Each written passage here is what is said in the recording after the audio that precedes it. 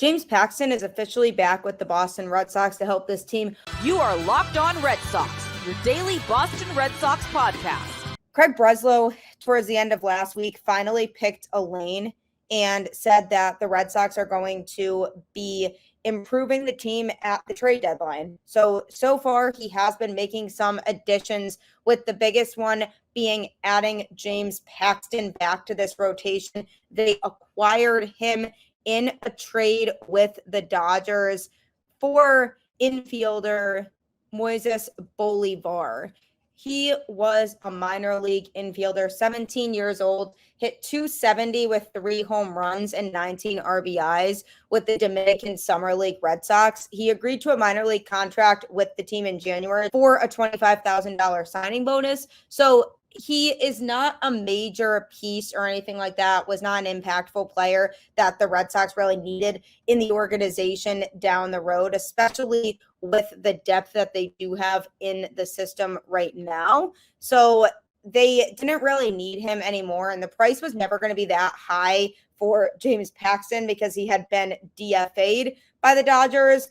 So I wasn't expecting him to be super expensive, but I did go on record on the show last week and explain that Paxton would be a good fit and makes sense to bring back to Boston. He did pitch well in his start against the Red Sox on Sunday Night Baseball with the Dodgers, and it definitely creates some promise and some more depth for this rotation.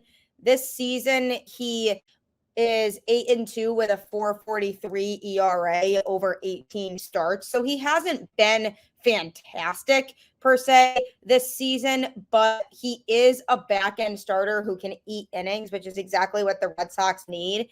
And from a depth standpoint, it now allows the Red Sox to utilize Cooper Criswell in the bullpen, which they did on Sunday night against the Yankees. And being able to shift him back into the pen with the injuries they have there, hopefully just allows for a much better setup for the Red Sox when it comes to bringing guys in relief. So James Paxton is somebody who the Red Sox have now brought in to hopefully provide some innings late in the rotation, and they don't necessarily need a front end starter. I mean, getting another rotation arm would be fantastic. It's something that I would love to see them do, but they do have a guy in Tanner Houck who has been very good this season. Did not look great last night against the Yankees, but overall has been that go-to guy for the Red Sox rotation this season. And then Cutter Crawford shortly behind him as the number 2 starter. So if they can get a solid starter to add to that group, that would certainly be ideal. But just adding a guy like Paxton, who is a veteran, has experience, and pitched in Boston, so he knows what that's like, could definitely help this team out a lot moving forward when it comes to trying to make a playoff run. And it just made a lot of sense bringing him back here as somebody who just has been with quite a few different teams and understands the pressure that comes with pitching in the postseason. So I'm definitely looking forward to having Paxton here. He's not going to be fantastic. I'm not expecting just this crazy good stuff from him. He might surprise us and have more starts like he did with the Dodgers against the Red Sox on Sunday Night Baseball, but I don't have high expectations for that.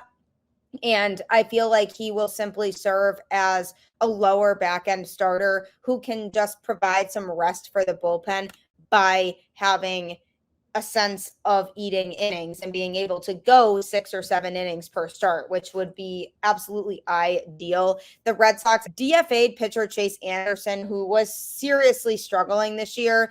And it was tough because he definitely had created a role for himself on this team. He was the guy that the Red Sox would throw in there to pitch when the game was over, whether the Red Sox were up by a lot of runs and they could afford to give up a few, so they would throw him in, or if they were down by a lot of runs and Alex Cora knew that the game was over, he was the guy that they could bring in those scenarios to eat innings at the end of games. So that was a defined role for him. So it's going to be tough not having our go-to guy in games that are a wash anymore, but it needed to happen. I mean, Chase Anderson was not getting the job done. And if the Red Sox are looking to improve and make a playoff run, they need to start to weed out the weaker links. And so it makes sense that they would DFA him because he was the weakest link in the bullpen. And I'm glad that the Red Sox are aware of that. And while making these bullpen moves, they also claimed right-handed pitcher Yohan Ramirez off of waivers from the Los Angeles Dodgers. I mean, talk about just the Red Sox and Dodgers just continuing to trade players and do business together. I mean, the history between these two teams is actually crazy, but there's lots of players going back and forth between these two teams. So the Red Sox claimed Yohan Ramirez off waivers. He was actually the second pitcher in 3 days who was DFA'd by the Dodgers to end up with the Red Sox because of James Paxton coming a couple days before that. So it's just ironic. But what's concerning about Ramirez is this is the 4th team this season for him. He also pitched for the Orioles and Mets before joining the Dodgers. In 2+ months with Los Angeles, he pitched in 27 of 54 games before they DFA'd him to make room for Clayton Kershaw. But on the season, he has a 5.97 ERA over 32 games, with 38 strikeouts and 15 walks in 37 2/3 innings. He's also 0-5, including 3 walk-off losses. So it's definitely a little bit concerning. He's not somebody who I have tons of high expectations for. I don't think the Red Sox do either. But Craig Breslow, to me, did this in the interim while he works to get a better reliever over the next couple of days before the trade deadline, because this to me screams this bullpen needs help right now. And maybe he'll be able to provide a little bit better value than Chase Anderson did. So we can have him in here for now. And then if I'm able to trade for a bigger, better reliever, then he either gets DFA'd again or maybe just gets sent down to AAA. So I'm not really seeing this guy as a permanent solution to the bullpen problem right now, nor do I think he is the only move they are going to make. But it is another pitching move that the Red Sox made that is worth noting. And he's somebody who hopefully is going to be able to go out there and surprise people a little bit and be able to just provide some innings late in games, because guys like Greg Weisser and Zach Kelly and Cam Boozer, those types of guys are going to start to get worn out because of how much they are being used. And it's really crucial to keep these guys rested, because we saw this last year with the Red Sox, how the bullpen just got super fatigued by the end of the season. So it's so important to make sure that these guys are still